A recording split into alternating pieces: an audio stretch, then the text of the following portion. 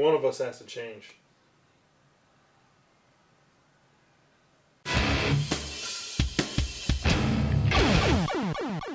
Welcome everyone to the Wulff Den. I am Will. I'm Bob. And today we're going to talk about... the state of multiplayer games. This was your thing, Yeah. so you go. So here's my thing. It's two points of contention. First point is the most well-known point, how single-player games are being almost cannibalized in order to accommodate a multiplayer feature that doesn't necessarily need to be there. My other point is offline multiplayer is being cannibalized in favor of online multiplayer. Do you have any examples of games that where single-player being cannibalized in favor of multiplayer? What's a game that you have as an example for that? Spec Ops: The Line. That game has one of the best single-player campaigns ever this generation. And they just threw in... threw in a haphazard multiplayer, and there have been interviews with the developers where they said we could have done so much more with the single-player if we didn't have to have a multiplayer part put in. Because that game is all about, the horrors of war. And the thing is, you don't need... For a game like that, you don't need the multiplayer. Nobody's playing multiplayer. Yeah, no one's playing the multiplayer on that. Or even, the most recent Tomb Raider. I don't know anybody who's playing... There's a multiplayer for that? Yeah, exactly. You're wasting all this, development time and money on a mode that nobody's going to play just because Call of Duty has it. They're trying to make the game last longer. I guess for people remember back in the day when we would get a game for Sega Genesis, we would play the shit out of that game? Yeah.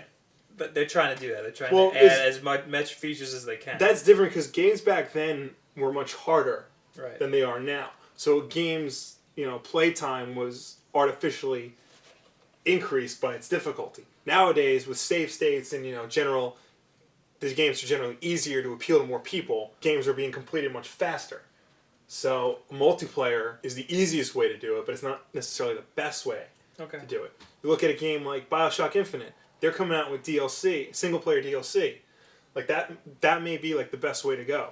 Or Arkham City had challenge rooms and then the Harley Quinn mission. To play Devil's Advocate, one of my favorite, very underrated multiplayers was Crysis. Crysis has a great multiplayer. Well, Crysis 2, I thought was an incredible game. Yes. And it had a great multiplayer to go along with it that not a lot of people played. Well, so that's the game I didn't play the multiplayer on because I didn't know it was going to be so multiplayer. Because the single player was so good. Yeah. That's Crysis 2 didn't need a multiplayer. Right. And Crysis 3 was just Crysis 2. Yeah. It was the same game. What was your other point? Online multiplayer at the expense of offline multiplayer. Good example of that, Payday 2. I haven't played it. It looks like a great multiplayer game because it's a heist game, and you pretty much have to play it. It's like Left 4 Dead. Yeah. You have to play it with your friends. If you don't play it with your friends, it's worthless. You have to play Payday 2 online. You can't play it split screen. Yeah. Which is a huge problem. Yeah. It used to be back in the day. You'd invite a whole bunch of people over. Y'all share one TV. You have 4 controllers, and you just have a great time. Ever since the rise of online play for consoles, that's the only option for multiplayer.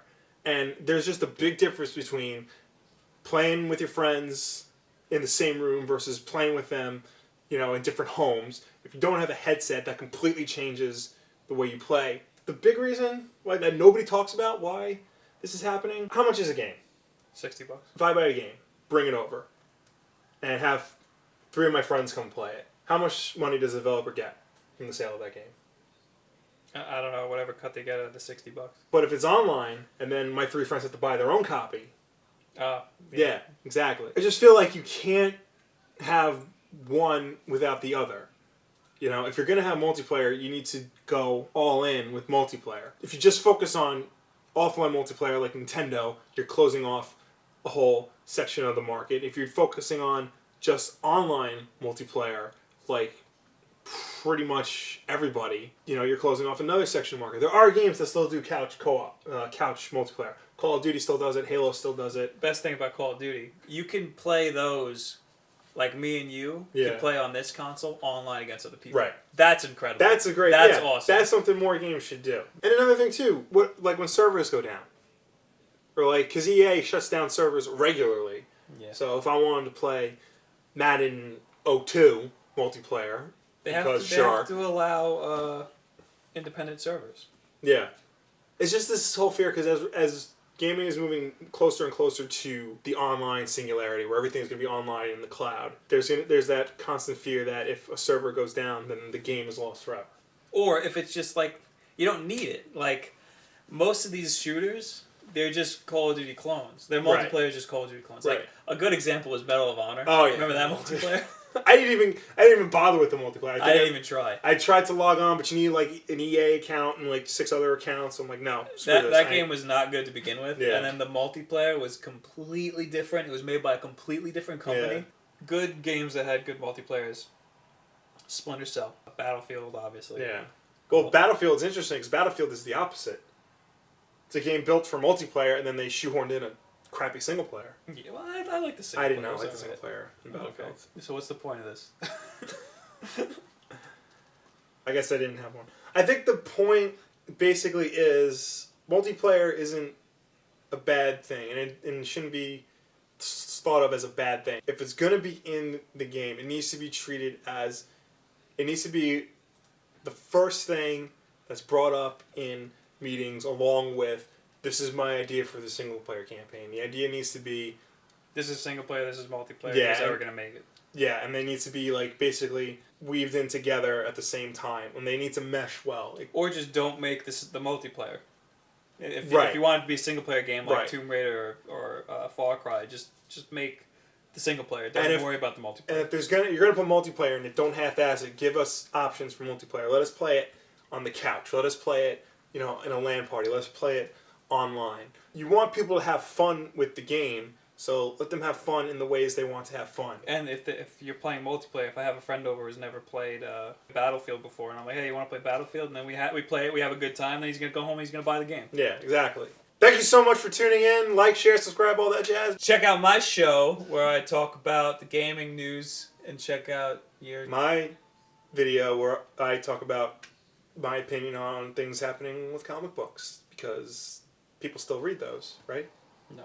Oh, yeah. Pokemon X and Y revealed the evolutions for their starter Pokemon, but that's not the cool part. The cool part is they reveal that there's different versions of certain types of Pokemon. Like, the time of this recording, it is currently being sold on eBay at $150 American. That's mind-blowing. I mean, like, $150